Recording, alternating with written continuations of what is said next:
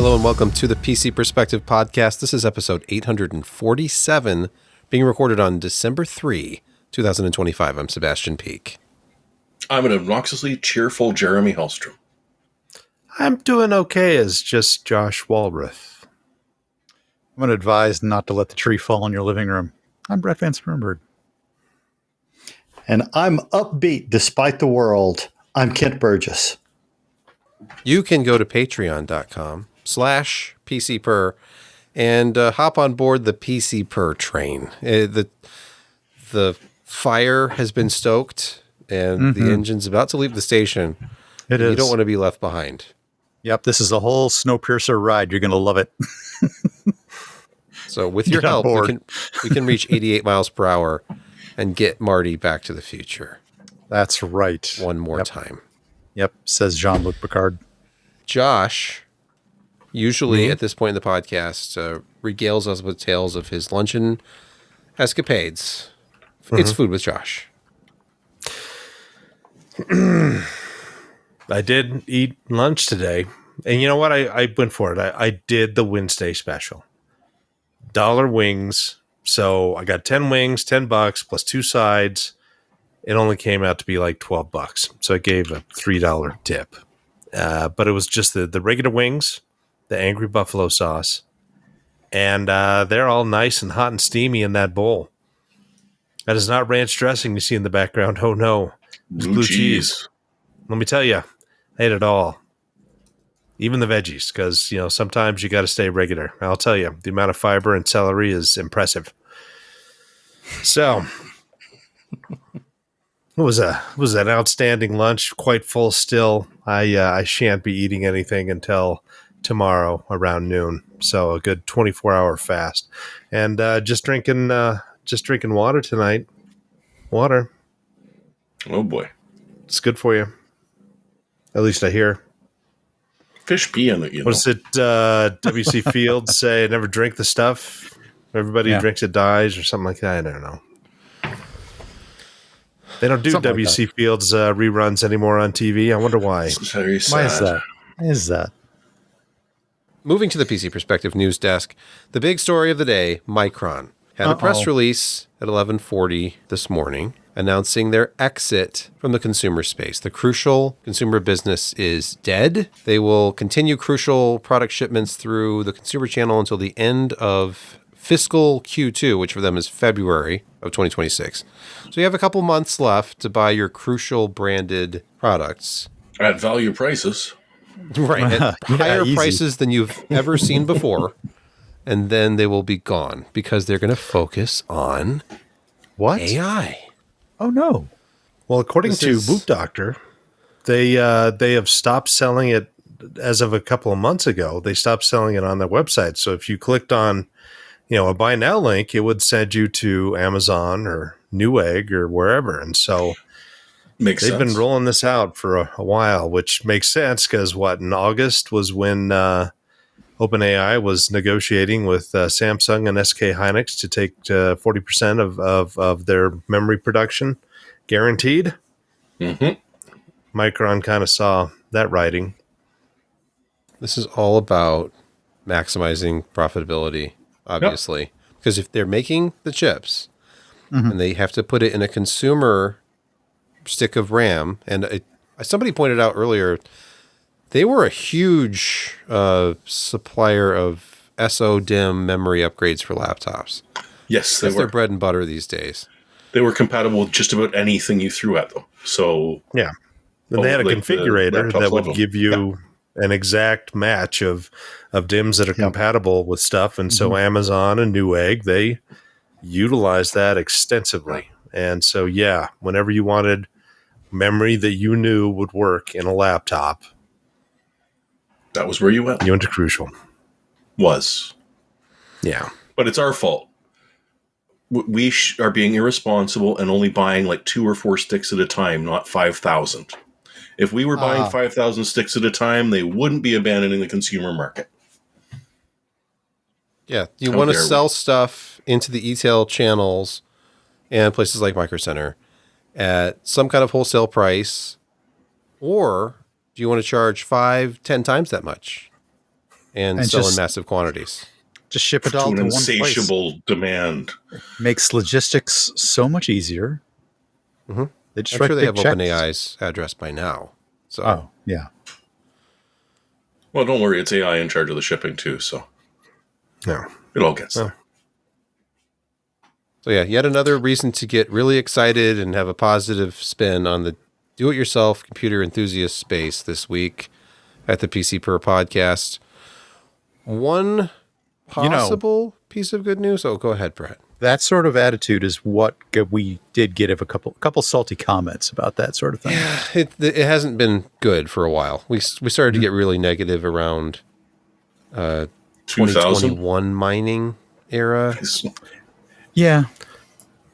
and then Well, in the last decade, we've had some interesting crunches, whether it be memory, SSDs, video cards with mining, then video cards with mining again, then now we're doing the There was AI that thing. with Intel CPUs for a while. Sparks flying out of them.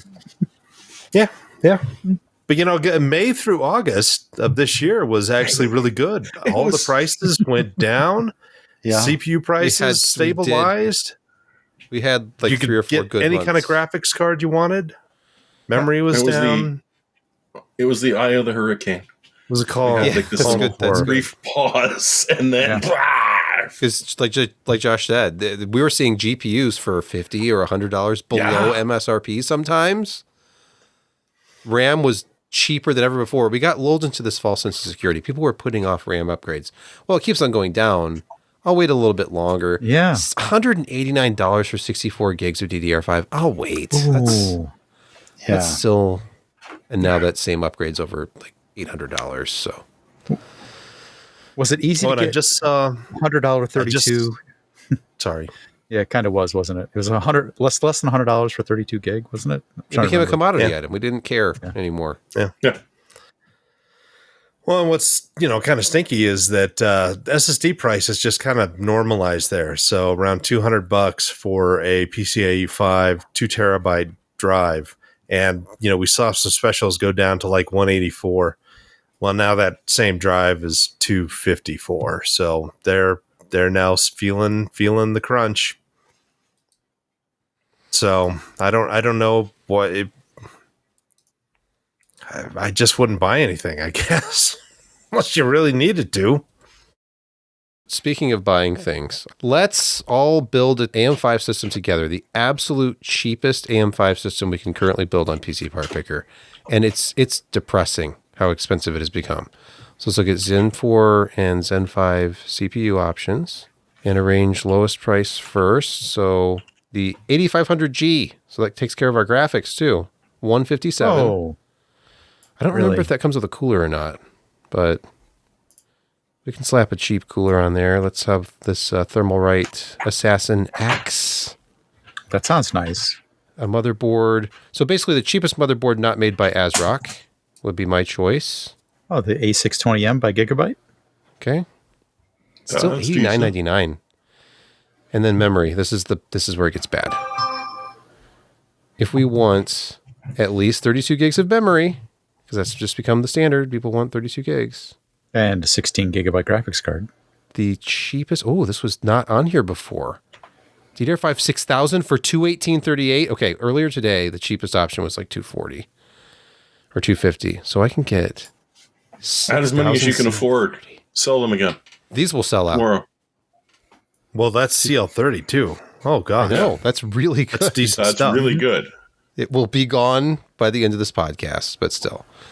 And let's put in a Buy it. minimum 1 Sell it. terabyte. I've revised. bet if you I've revised click on my it pick right- of the week.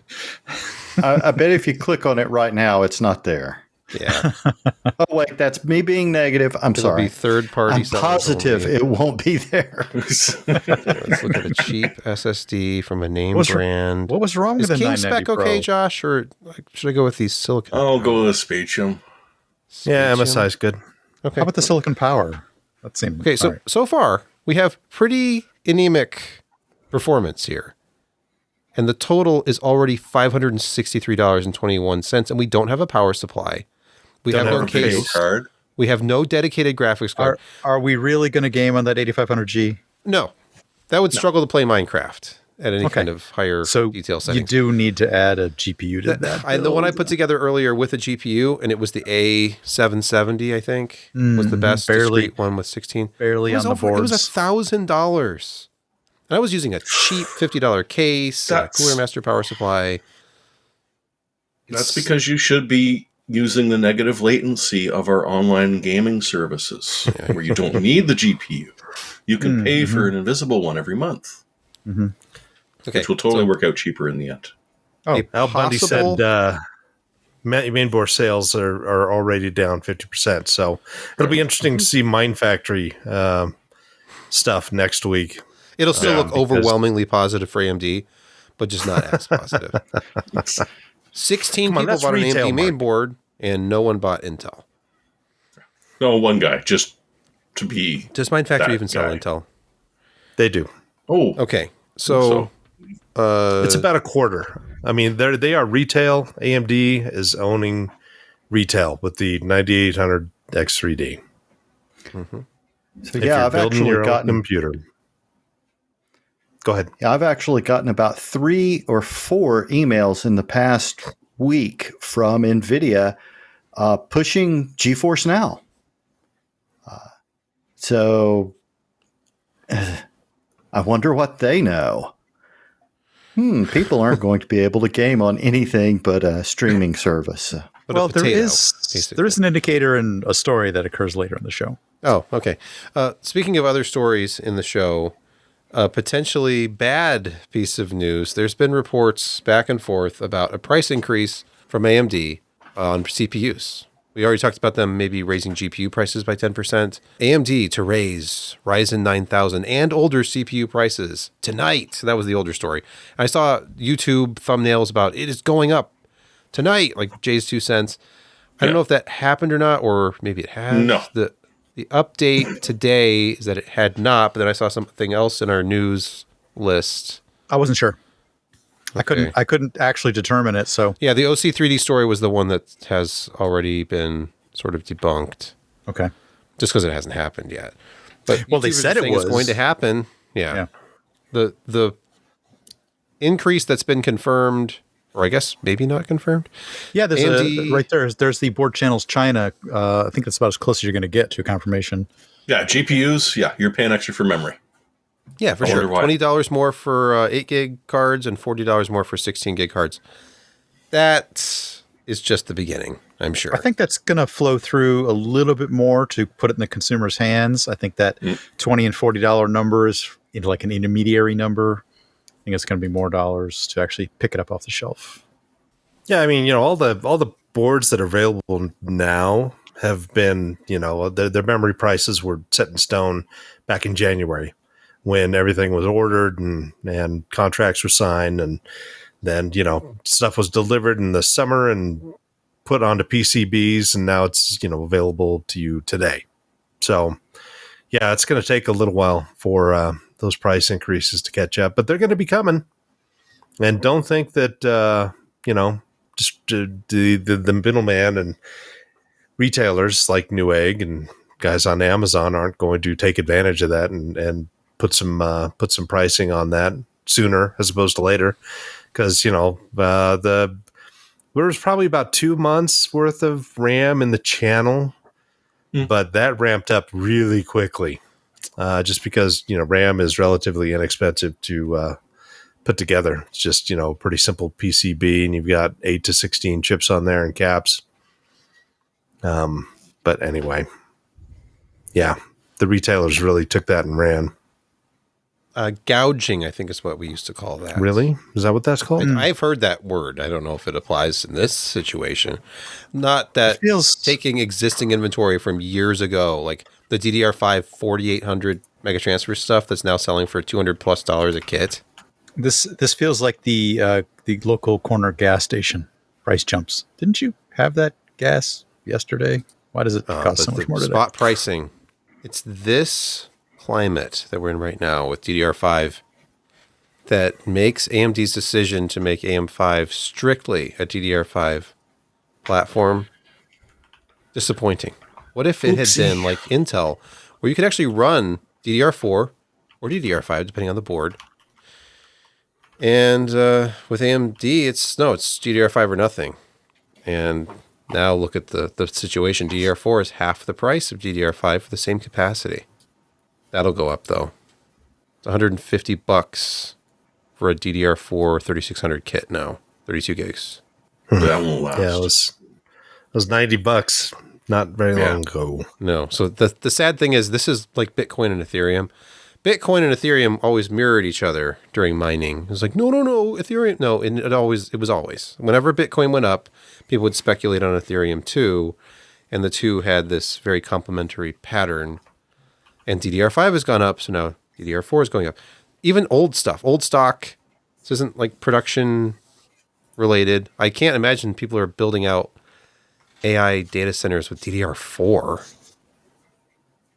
Maybe? That would be hard to believe. Yeah. So the DDR4 is just price gouging, in my opinion. One piece of possibly good news, if you already have DDR5 memory and you're excited about owning the fastest AMD processor in the world, and you think you already bought it because you have a 9800 X3D, well, I'm sorry. The March of Progress. AMD confirms Ryzen 7 9850 X3D, an even faster 8-core CPU with 3D V-Cache, the story at videocards.com. It appeared on the AMD website. But it was in France, I guess, or the French site. So it feels to me like they leaked it. 5.6 gigahertz. Wasn't it 5.7? No, 5.6. You're right. Yep.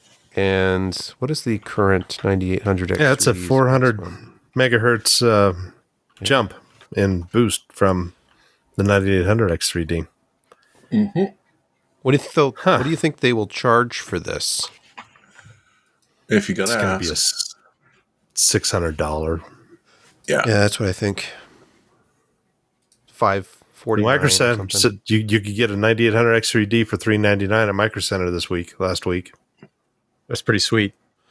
Do you get free RAM with it? Because that would be nice. No, there's no such thing. Micro Center used to give away free DDR5. Those days are gone. They had to give it away because no one. Why were you buying it? No one was buying it. No one was buying it, and nobody was buying AM5 boards. So AMD subsidized the DDR5.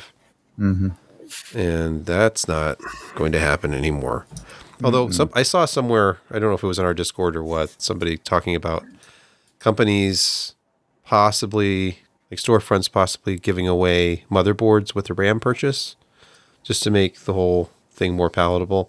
Like you buy $600 worth of DDR5, you get a free $100 motherboard. So you could. Right. Yeah. I'm going to Micro Center tomorrow. Does anybody need anything? I would be interested Cheap in their RAM. in-store prices on DDR5. Just a picture. Yeah. Picture of the case. Picture. That's all I want. I'll take pictures. Do you want me to harken back to a few days ago when you could have bought it at Black Friday, Micro Center pricing, or today's shelf price? Just today's shelf price. Were you in Micro Center on Black Friday? No, but I was shopping online at Micro Center on Black Friday. But I will be there tomorrow. This is Micro Center sell gum. I don't know.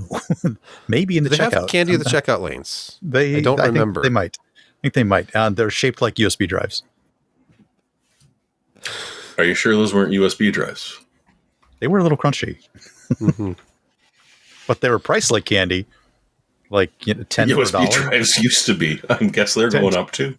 Well, they might be. Those buckets of them are probably gone. Brett, this is a story that I'm. First of all, you probably put it in here yourself. Second, it's going to be near and dear to your heart because Intel, everyone's favorite processor company and one-time fab leader, Yes.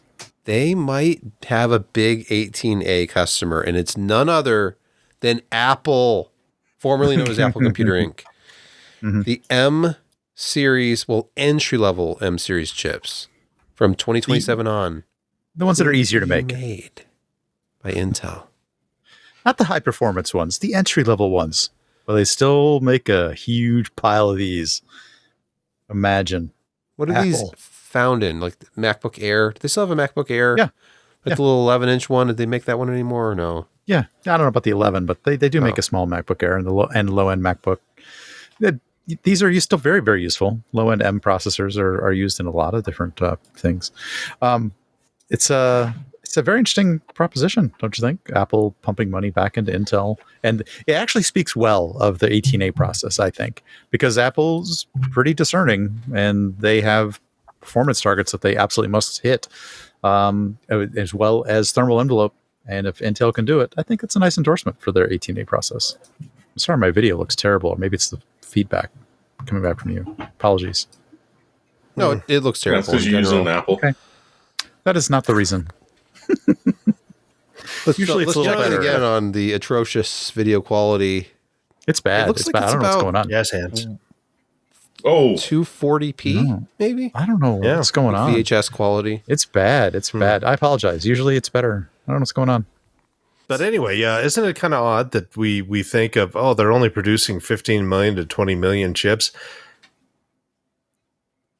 Each wafer is like 300 and some odd chips. You can start doing the math. Yeah. That is a lot of chips, but we just are so used to some of these astronomical numbers of chips sold that, people are making $57 billion a quarter and selling millions and millions of chips. It's just, it almost, you got to step back and kind of look at it all and say, we have built some pretty amazing things that we can shove out that many chips in a year and it not even break a sweat.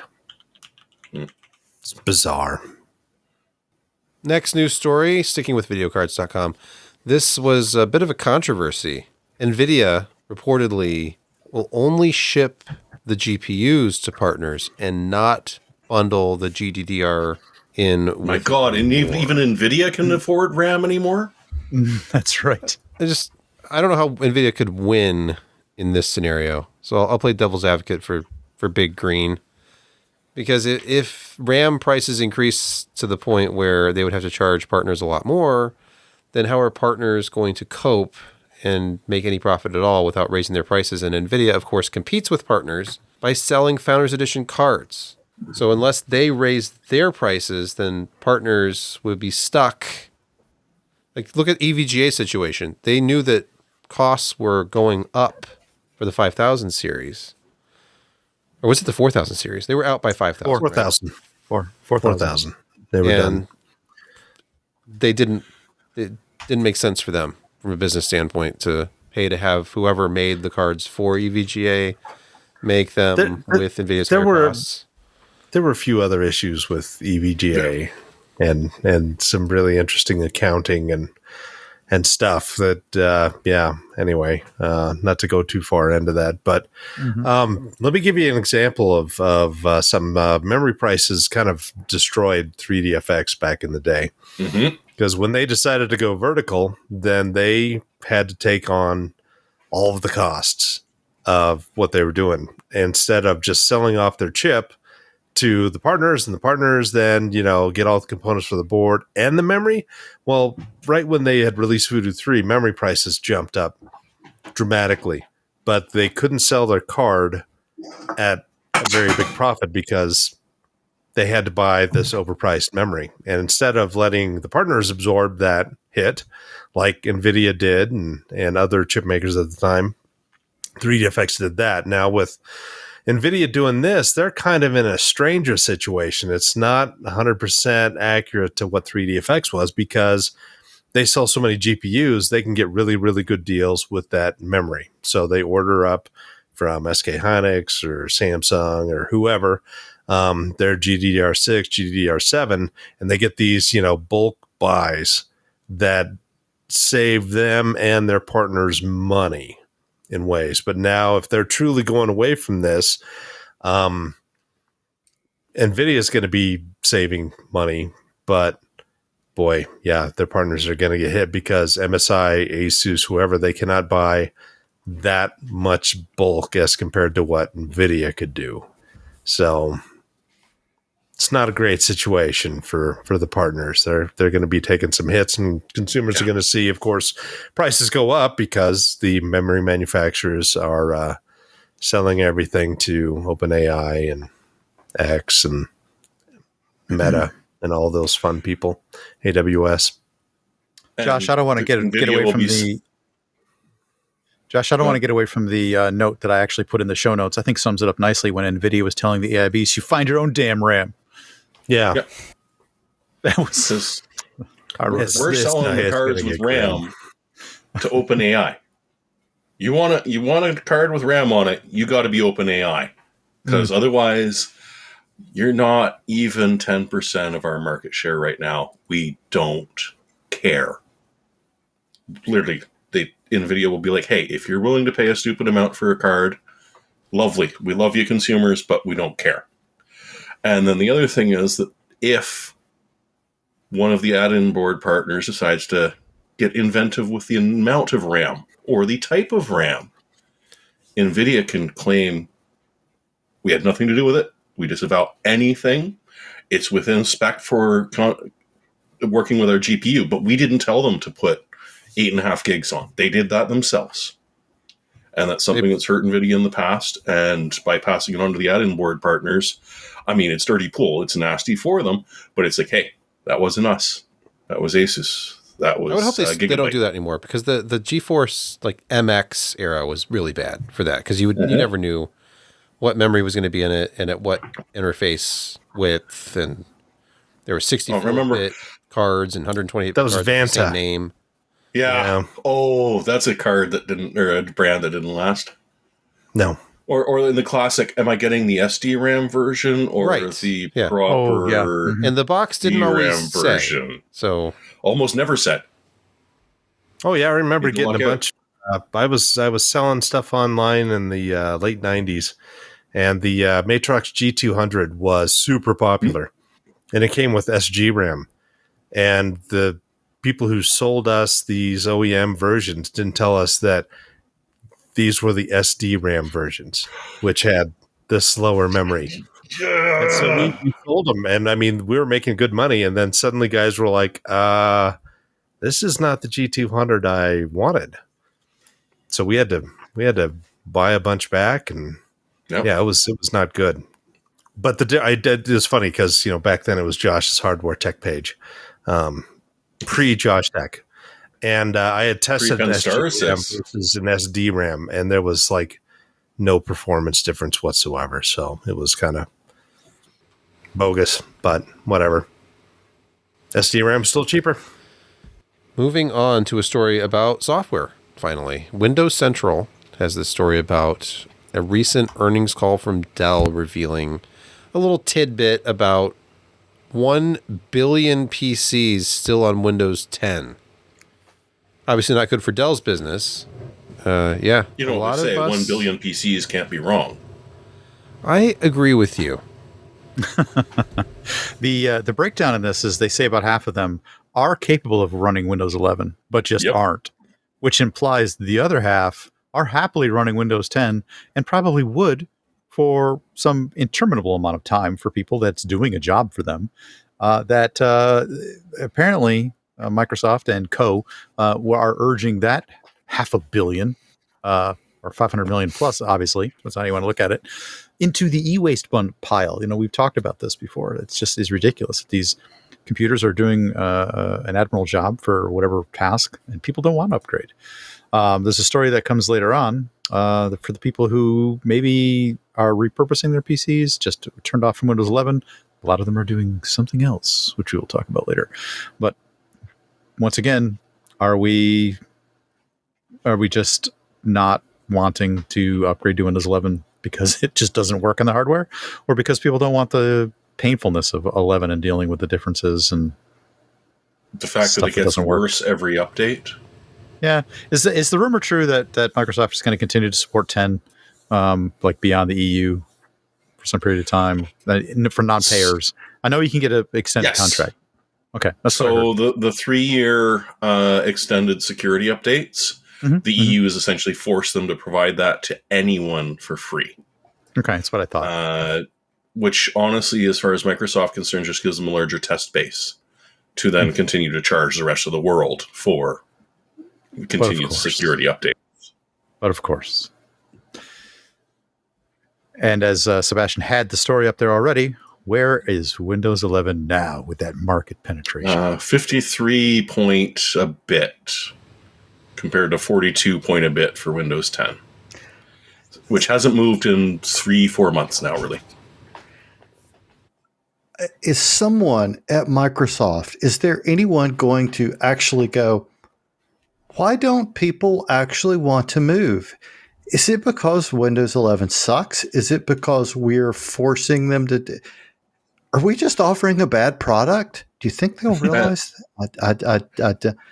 Cortana reassures them. They're all It's not you. MBAs. That's right. They will not figure this out. That's what I was stumbling through trying to figure out a moment ago, Kent. Exactly. It's not us. It's them.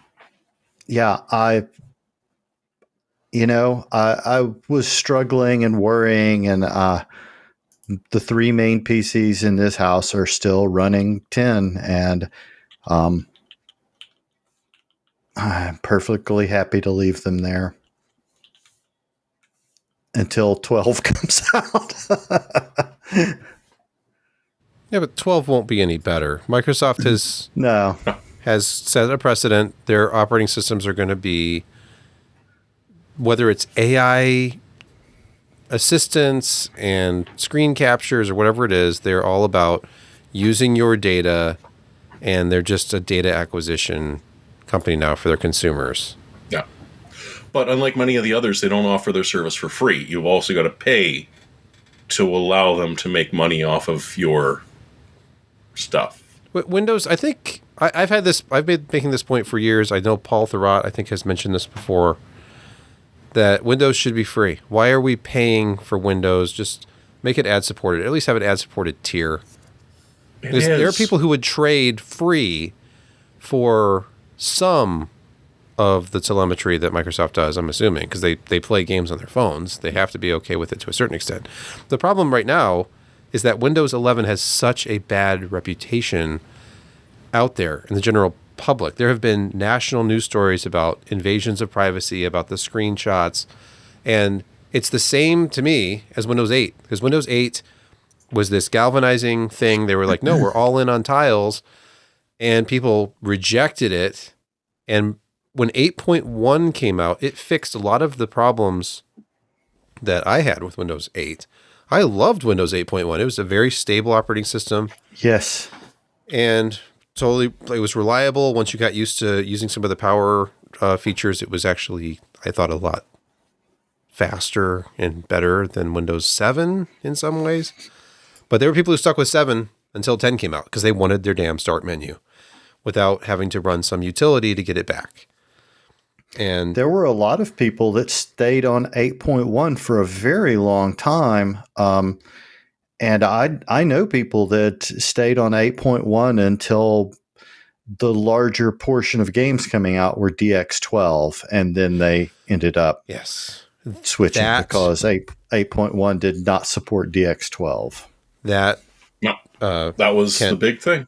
Is exactly why people in our hobby will update when Windows 12 comes out, because they'll be I don't know if they'll do 13. Who knows if they'll do a 13 or not.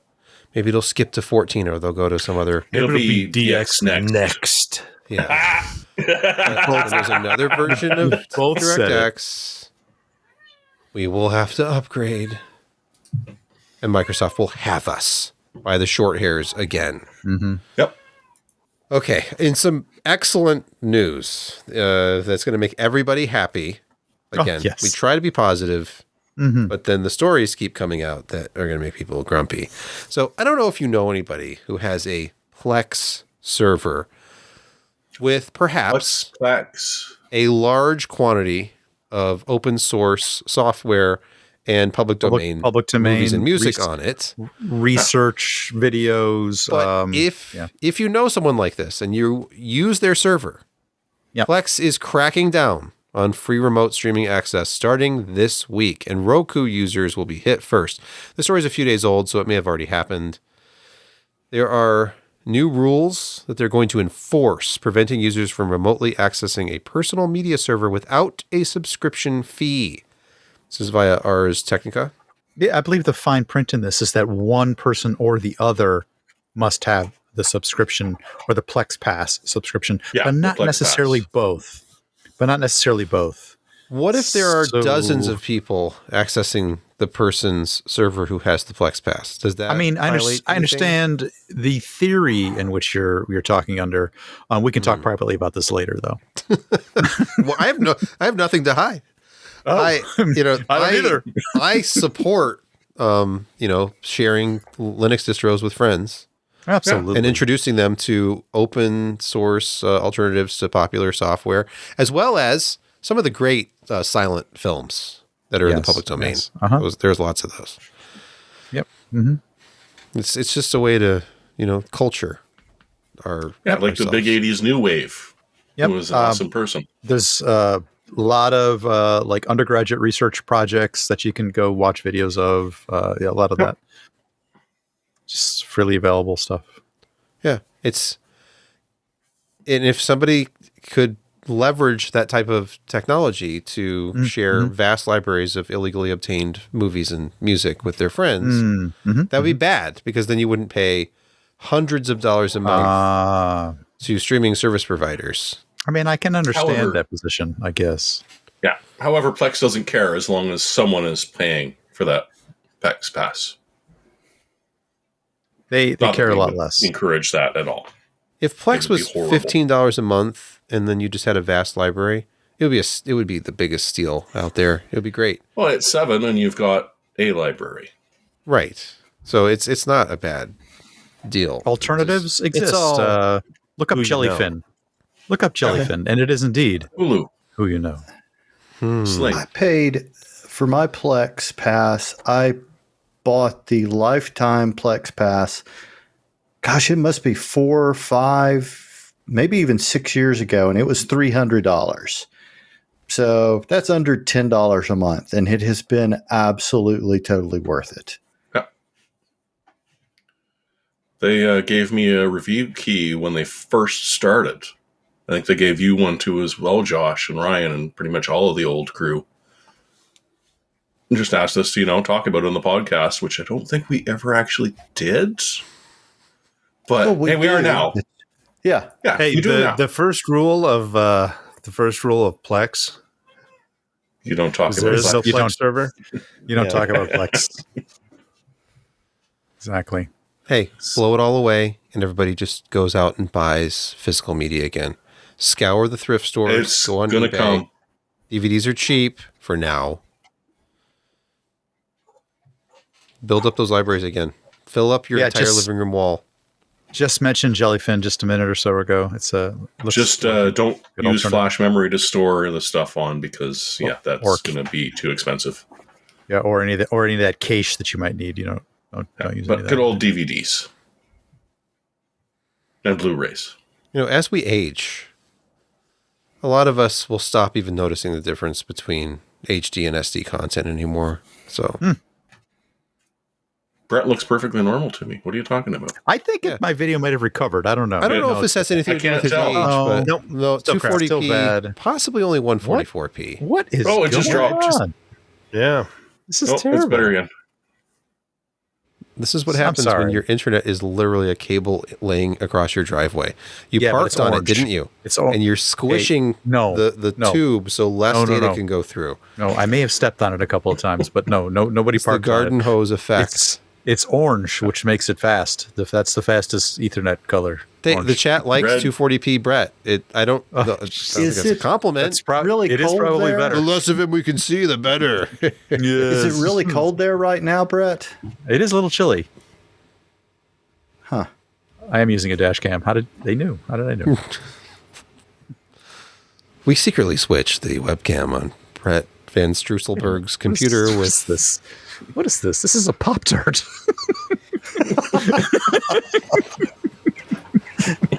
This camera's become a Slathered with Pop-Tart. Vaseline. What is that? There's jelly filling leaking out of this. The Microsoft week's- LifeCam. this week's podcast brought to you by Intel's Pocket PC Yes. camera. Yes. At or away from your PC, you can capture digital images today. It's a full functioning webcam too, I believe. You can take it anywhere. I'm fake. I'm fixing this. Even this provides higher quality video than what we're getting from Red TV. Weirdly true. Welcome to Insecurity Corner, your weekly reason to drink. Here it comes, Con. Here it comes. The first story.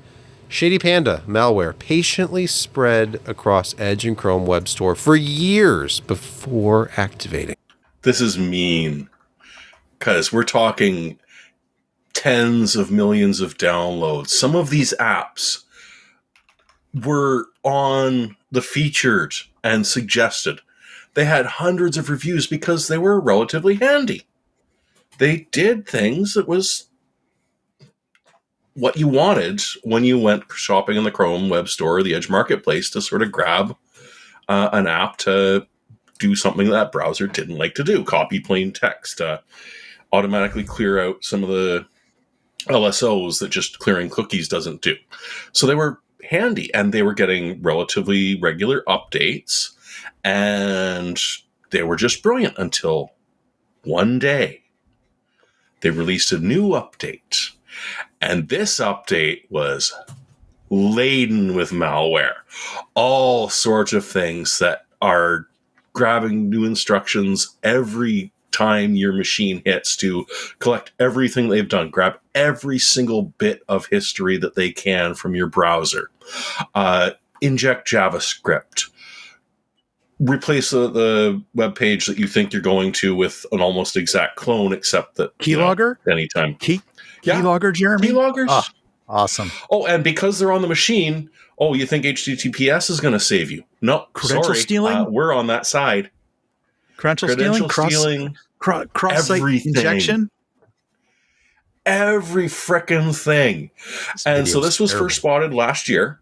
And kudos, I guess, to Alphabet, because Chrome they do actually check every single update that comes for obvious malware. Now, it's obviously an automated check because some of it made it through, but they caught it relatively soon. Whereas up until last week, when they published this research, you could still grab these, and some of them were featured and verified on the Edge store, which I mean, we all know and use the Edge Marketplace every day, I'm sure. And verified as malware, right. Or was it not properly marked as containing malware?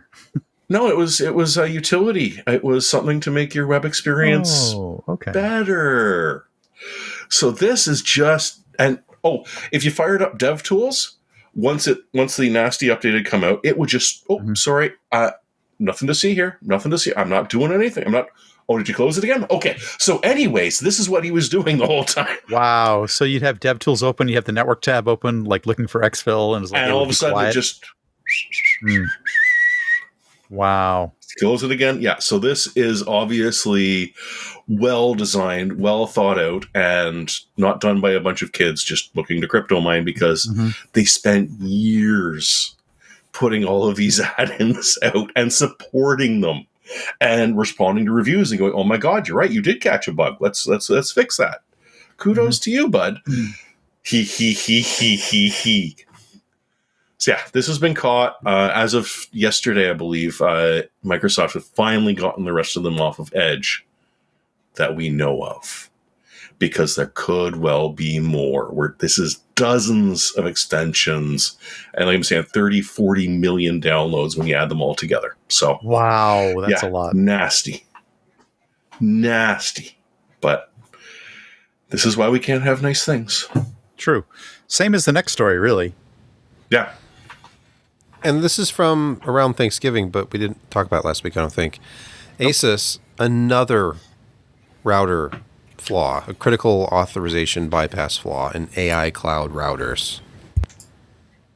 Yeah, this is Asus is becoming a frequent flyer in the router category with with flaws or security problems. This is unfortunately just another situation with not only their routers but their AI enhanced routers. They've got some ones that are EOL. They've got some recommendations and basically turning off all capability of talking to the routers externally, including pass-through. like IP pass-through, so that you can connect to like a server that you may have on your home network. Not even that. They're recommending you to turn that off as well. And this is crafted request. So they're, like I said, port triggering, FTP, of course, VPN services, DDNS, port forwarding. Turn it all off if you can't get the latest firmware patch. They're not even releasing a list of the affected routers right now, which is a little bit strange. They're just releasing a list of the firmware that you need to be running. So I fear this is rather widely exploitable. So if you own one of these ASUS routers that are AI cloud enabled, you definitely should go take a look at this if you're still running it. And don't buy routers that have AI in the name. It's just that's probably a good suggestion as well. You were asking for trouble. Yeah, they patch multiple vulnerabilities with this firmware fix. I think it's 6 or 7 of them have been already exploited, or it's being exploited right now. So go take a look. Next, visit this free online page from Gray Noise to see if your IP is part of a botnet.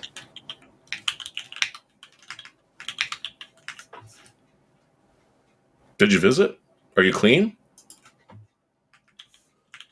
It's great. It's a handy little tool that literally you can just not only hit it yourself, but they've set it up so that you can make an API call to it, and they don't care how many times you hit that site. So you can write a little script that will connect up to this Gray Noise site that will tell you if they're seeing any traffic that is coming from your network that is associated with one of the major botnets out there. So a little curl query, and boom, you can constantly scan. Now, they won't tell you what machine it is because all they're doing is checking your IP address, and this will be your external IP address. Right. So if it says you're not clean, it's time to shoot the toaster. And then just keep going through the smart appliances until eventually the traffic dies. It'll also give you a 3-month history of when it first happened. So that might narrow it down as to what you plugged in or just what managed to get infected. This is sort of a miniature have I been pwned for your IP address. Yeah. And as a convenience, you do get to check the box for add my IP to be attacked next. No, that's not actually. Well, that's a free feature that is just out there. You'll win the lottery one day, and it's much more likely than hitting Powerball. Yes, haven't been attacked this month? Check here to be attacked next. Be added to the botnet. Get cool. Get in line. No, seriously, that is not true. No. This is a real deal. No. This is nice because it's absolutely free, and one of those things that they're doing is you can do automated queries. So, hey, once a day, just sort of pop it up. Did I get it today? No. Okay, maybe tomorrow. And because a lot of sites, they'll let you do this, but they will block it. It's like, oh no, you get one scan a month. You get one a week. They're just like, do it. Now, not everyone is keeping score or may have noticed, but this is actually one of the unusual, fairly good news items in Security Corner. Yeah. So we do try and sprinkle those in occasionally. The new positive PC perspective. Sorry. Speaking of positive things, let's move to gaming quick hits, which is always a refreshing reprieve from the depressing security stories every week. And, we all know that the internet itself and the browser is one of the most taxing things anybody does with their PC. I can almost talk.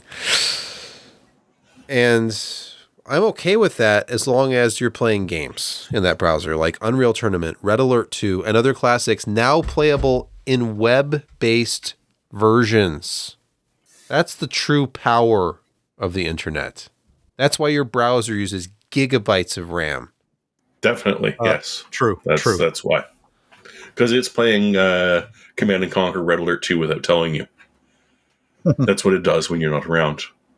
Look at that. Half-Life Deathmatch, Doom, Quake 2 and 3. And Unreal Tournament 1999. Does it have to be DOS-based? I guess there's some Windows-based games in here. I think part of it comes from the people who are recreating the games, like to work with Mrs. DOS. Okay, I see. So, yeah, and of course, as is tradition, every single one of these games comes with a Discord channel you can attach yourself to. But there's a whole bunch of old ones. The Command & Conquer one is sort of a remake. They've renamed it, but there's a lot of other ones that just seem to be up. And, I mean, this is just fun. And, you know, not to be mean to NVIDIA or anything, but it's a little cheaper than the subscribing to them. Yes, there are actually alternatives to being on the latest and greatest hardware if you just want to have fun playing games. It seems... But it does need a lot of memory. Now, somebody added this additional link here. Retro I did. games. So pick your console. CZ. So the other day, I was trying to remember some old Atari 2600 cartridges that I'm sure we all played. Do you remember The Earth Dies Screaming, for instance? I'm sure we all played that. Well, I did. And I was like, what did that look like again? And I stumbled across this website where I could actually play it in the browser with full sound effects at full screen. And it was fun just to play Atari 2600 games. So pick your console: Sega, Nintendo, Atari 7800, Sega Master, Sega Genesis, and then pick the games. So you can go to there's literally all of them are here. Buck Rogers, Defender 2, Hey, you can play E.T. You can play E.T. So you they can use finally... Yeah, here it is, the 1982 Atari ET. It's using the Javatari emulator and the games library that sits behind this. This is all out of the Czech Republic, I believe. So I'm sure the legalistic nature of this is just fine. It's fine. Come on, Sebastian. You want to fall into a pit. You want to fall into a pit. You want to fall in that pit. Josh, Yes. It won't take you but a second. Make the falling into the pit, sure pit sound. I need a joystick. And make sure you get and all then the those game Reese's doesn't end. Pieces. It just stares at you. How about the pitfall, the vine swinging? What was it again? Anyway, fun site. And 100% legal. Oh yeah. It's out of the Czech Republic, so I'm sure it's Yeah, fine. because they don't have to honor our copyright laws. No. Next. Yes, you say 2K4, the best one. Next, via Tom's Hardware, Gaming First Linux distro delivers a petabyte of ISOs in 1 month as users avoid forced updates to Windows 11. Bazite distro is another safe haven for Windows 10 refugees. I feel like it'll get a little traction. Yeah, do you remember that story from earlier about what's going on with the lack of adoption of Windows 11? Well, a lot of those Windows 10 PCs are being used for strictly gaming, and when people have just had enough with the lack of updates and the crap being thrown at them, like poo, like monkeys from Microsoft, they might just pick the Bazite distribution to continue their game-playing ways without Microsoft anywhere in sight. Except if they were a fan of the PC Perspective podcast, in which case they'd be going to Steam to download one of the latest ISOs and just turn whatever computer they've got into a Steam machine. Bazite's True. really popular. Yes, it is. It's probably at this point better supported because SteamOS is... They would like you to buy their proprietary hardware. It's just a preference of theirs. As most of us are probably aware, Tech Jesus and Friends just did a whole write-up of this and some testing with it and found it mostly functional, pretty okay. Some weird outliers, especially on NVIDIA, which is to be expected on Linux, unfortunately, the way NVIDIA does it now. They kind of hide their drivers and provide this API abstraction layer and then binary everything else in. But anyway, it mostly worked pretty good. Get yourself an Intel card. They work really well with Linux. It did, but the performance really The wasn't AMD ones are better now, too. all that great. But who needs that? No, who needs AMD, though. performance? The AMD was pretty good. Yep. And come on, we're not all Mr. Moneybags that can afford NVIDIA cards nowadays. Well, I think if you really wanted to run Bazite, I would say don't get the NVIDIA card. Yeah, Doesn't seem to be the hot ticket. Get that AMD card if you want to Bazite your system. That's one of the reasons I haven't given a try to Bazide. I was really looking at that with all the Windows 11.4 stuff, and every system here has an NVIDIA card in it, and so yeah, I haven't installed Bazide on anything. But if I were building a new system specifically for gaming right now, I would be sorely tempted to, sell something so I could buy some RAM. But I would probably try and pick up a 90. Yeah, I would probably try to pick up a 9070 XT, one of the ones that's still on sale for like $600 even, and run Bazide and give that a shot. No, I highly recommend the 9070 XT. I've been loving it. We have anecdotal evidence from the YouTube chat that it works great with a 4080 Super. 4080 Super. There you go. Actually, that makes sense. They've had enough time to play around with one. So Yeah, if you have a 40 series card, and I know Probably that 30, 40. Yeah. a lot of people do. Yeah. Try it. What could it hurt to try? Oh, You no. probably The operating have an system is SSD free. laying around somewhere. that you And a could Windows 10 just- machine. Like, let's just... I know it's a big pain in the ass, but you could potentially take one M.2 drive out and put a different one in and just try a different operating system just for a day or two. It doesn't hurt. And in fact, it's kind of fun to have to learn a new OS. You get to nerd out over it in a way that you just can't with Windows, because Windows has been the same for years and years and years and years. So I'm just saying. Plus, some of your games might run, and you'll have a lot of fun along the way. And nobody will spy on you, except in real life. Yeah, unless they're looking at you through a window. That's a real pane of glass, not Windows, which is different. The different Same, types of but Windows. different. Yeah. Both used for spying. Yeah. And speaking about this stuff, ATI, AMD, finally leaked their latest flash. So it natively supports the 9000 series. So if you got one of those 9070 XT BIOSes and you want to apply that to a 9070 to get that sweet performance upgrade, now's the time to do it.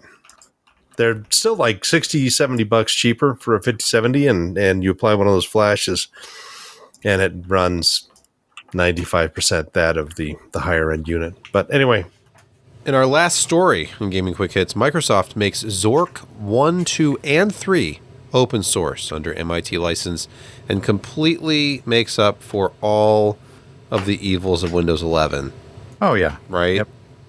Yeah. It's all good now. and you just got eaten by a Gru. Have they figured out how to make Zork steal your data? That's my question. Oh, the text-based It's literally classic an adventures. LLM now. They ask you to cut and paste your stuff into the prompt. Yeah, it's a lot You more think manual. you're just using the original interesting machine language interpreter, but no, it's actually now connected up to a giant LLM, and it's learning as you're typing. And it really wants you to go south. I wonder what would happen if somebody crossed Zork with an LLM now. Now that it's been open sourced, I bet somebody I believe will there's do a that. series of movies involving Arnold Schwarzenegger that cover that. Oh, so this has been done in fiction already? What about IRL? Let's challenge someone, take the newly open source Zork engines and mix it up with an LLM. Do you want Let's see what Skynet? happens. Because that's how you get Skynet. I think it would be interesting for a little while. Yeah. You go ahead and have that little, simulation on your own, Brett. And Oh, get the rest of the world out of it. I'm just imagining, like the Whopper, shall we play a game? Game. too bad Microsoft didn't reopen a 1-800 line for, Zork tips you can call when you're stuck. For only 98 cents a minute. And now 99 cents a minute gets you an agentic AI thing that will walk you through. Yes. And no, I want to play global thermal nuclear war. Shall we play a game?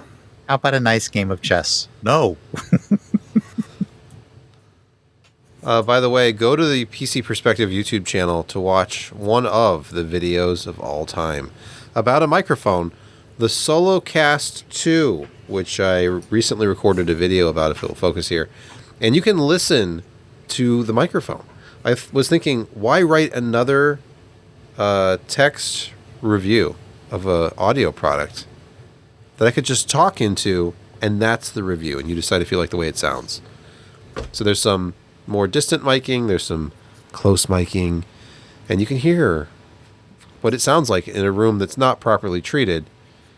It'll sound even better if your room is treated. But it's only, I think it's $50 right now. With the regular MSRP is $59.99. So check out our video review. It's only about 3 minutes long. But it's not vertical. It's horizontal. Of the SoloCast 2 from HyperX.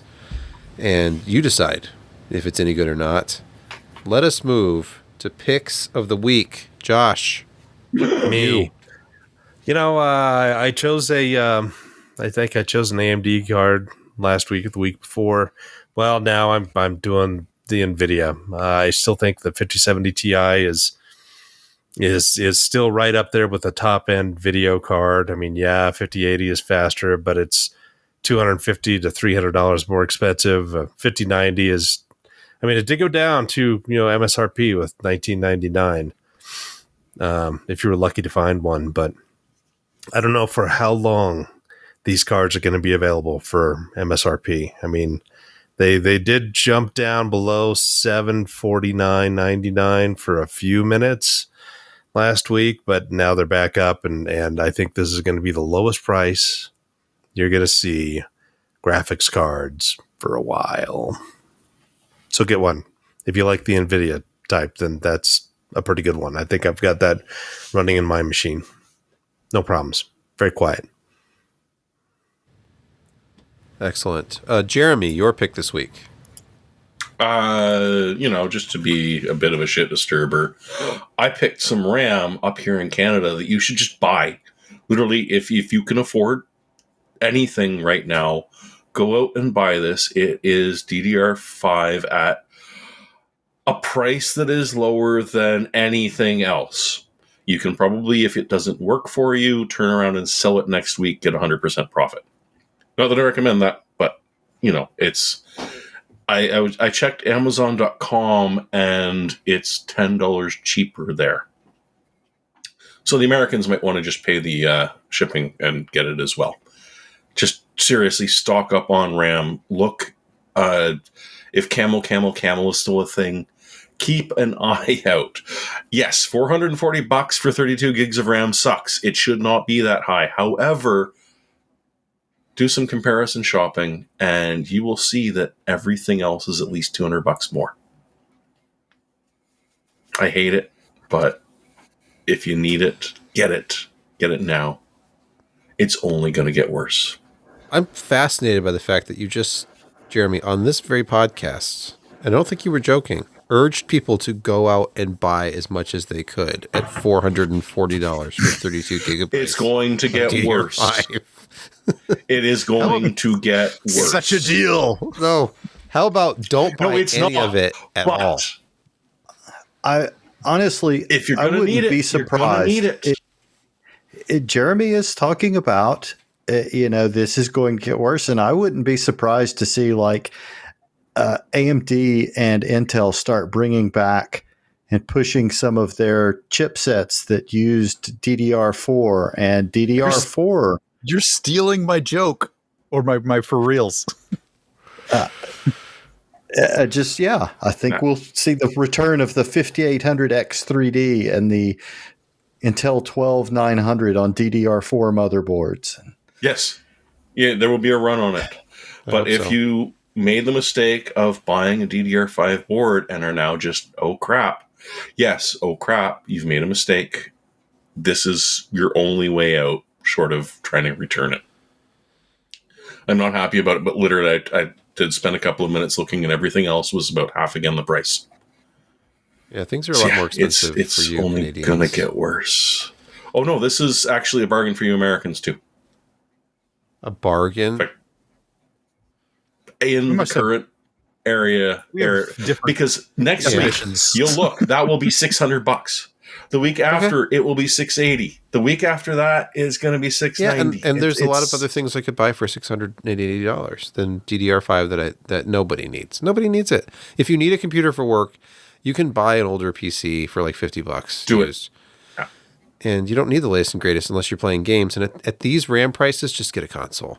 Or make that sacrifice and build a previous gen system. Seriously. Go DDR4. Before it's too expensive. I urge people right now, seriously, go out and buy DDR4.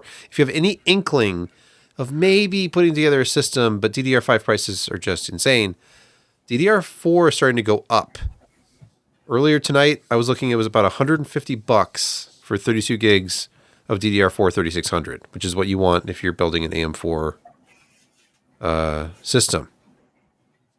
So grab some while you can before it's $300. Because they're not making much of it, and demand will go up. Yes. And yes, that's why I picked it to be a bit of a dink, but it was worth it. Brett, you have a pick this week? I do, and it sort of dovetails with exactly everything that we've just been talking about. And maybe some of that DDR4, maybe, Sebastian, you don't have to necessarily buy it new off the shelf. There are plenty of older PCs from your friends who built a DDR5 based system. They probably are enthusiasts, and they may actually still have a DDR4 based system around. Even if you buy new, one way or another, I think maybe a DDR4 system might be an opportunity waiting. A better, more like value oriented approach. You're still going to be able to play pretty much everything. Maybe not at the super highest frame rates, but very acceptable frame rates. So to that end, I found a really great deal on a 240 millimeter AIO, which will fit 10th, 11th, 12th generation Intel, as well as AMD AM4 for $29.99. 240 millimeter RGBs from Razer. And that's with free shipping, Brett. So I know the savings are it incredible. Just stacks and stacks and stacks. If you know what I'm saying. ARGB pump cap, RGB fans, 240 mil. Yeah, you can cool a very reasonable CPU with that. Super affordable for your next AM4 or 10th gen or 11th gen build. Looks like a standard Asetek head unit, so it's probably just fine. Yep. Yeah, based on tried and true technology, $29, which is probably more than what it costs to make. But that's not what they would sell it to you for. This time, they're selling it to you at a reasonable price. Speaking of tried and true technology, Kent, you have a pick this week? I do have a pick this week. You know, once the AI apocalypse or the AI apocalypse destroys society, those who know how to survive are going to have the best chance out there, especially at finding a mate. And the best way to do that is being able to build a fire.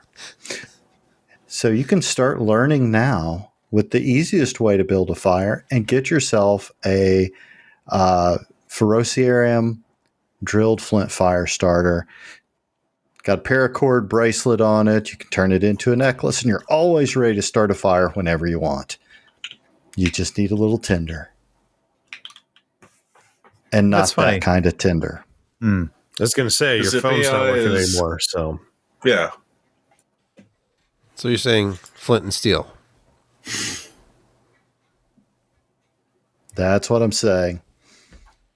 The low tech pick. So now we'll get some more of those salty comments for the coming collapse of technology and the low tech civilization, which is to come after. Yes, excellent pick. Correct. Be prepared. My pick this week is Lake Michigan Computers. It's one of these e-cycler places, but I've ordered from them before during my unfortunate addiction to retro computer stuff when I was hoarding. But they have a lot of other stuff, and they package really well, and they ship really fast, and their prices are pretty good. So you can scroll through here. It doesn't have to be vintage. They have newer stuff. Like here's a Core i5-8500 tower, 16 gigs of RAM. No hard drive, though. Throw in your own hard drive. $150.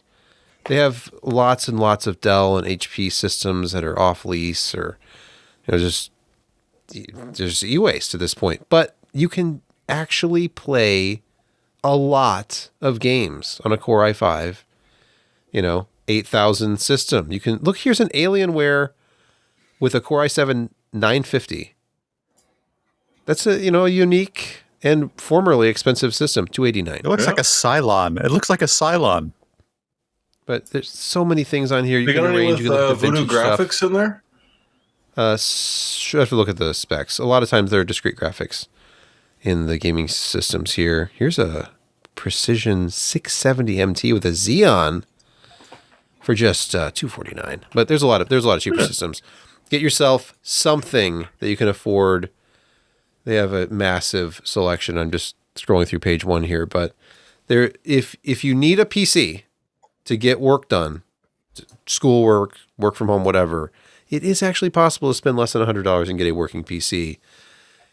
If you want to play games, you can play any imaginable DOS game in DOSBox on one of these things and have a great time. And wait Don't forget for the DDR5 prices to return to normal. The Czech site with all of the old console emulators on it, so you could play that really, really well. Yeah, believe it or not, a Core i5 8400 can get online. I know you know it's painful. These systems probably only have DDR3, but still. It honestly probably has built-in security features because it can't load a bunch of the new malware. It literally doesn't have those instruction sets.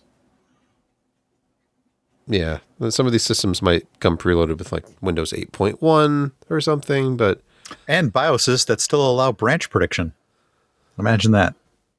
That will do it for the PC Perspective podcast this week. I want to thank you for listening, watching, if you did that. And we will be back again next week with more exciting content. Thank you.